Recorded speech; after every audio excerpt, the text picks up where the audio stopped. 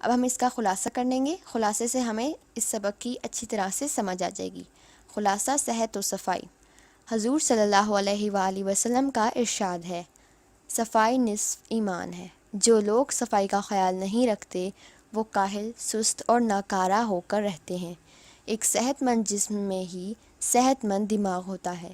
ہمیں اپنے جسم اور لباس کو صاف ستھرا رکھنا چاہیے، ساتھ میں گھر، گلی، محلے اور اسکول کو بھی صاف ستھرا رکھنا چاہیے۔ صحت مند رہنے کے لیے متوازن غذا کا ہونا بھی ضروری ہے، اس لیے ہمیں ایسی غذا کھانی چاہیے جس میں وٹامن صحیح مقدار میں موجود ہوں۔ کچے اور بہت زیادہ پکے ہوئے پھل بھی نقصان دہ ہو سکتے ہیں۔ کچی سبزیاں جیسے گاجر، مولی، چقندر زیادہ استعمال کرنے چاہیے۔ پورے جسم کی صفائی کا خیال رکھنا چاہیے۔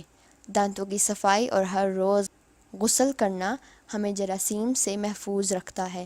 اگر ہم دن میں 5 مرتبہ وضو کریں گے تو ہمارا جسم صاف رہتا ہے، اور جب ہمارا جسم صاف رہتا ہے تو ہم مختلف بیماریوں سے بچے رہتے ہیں۔ ہمیں اپنے دانتوں کو صاف رکھنا چاہیے اور بالوں کو وقت پر کاٹنا چاہیے۔ ناخنوں کو کاٹ کر رکھنا چاہیے۔ ہمیں خود کو صاف رکھنے کے ساتھ ساتھ اپنے گھر اور ماحول کو بھی صاف ستھرا رکھنا چاہیے۔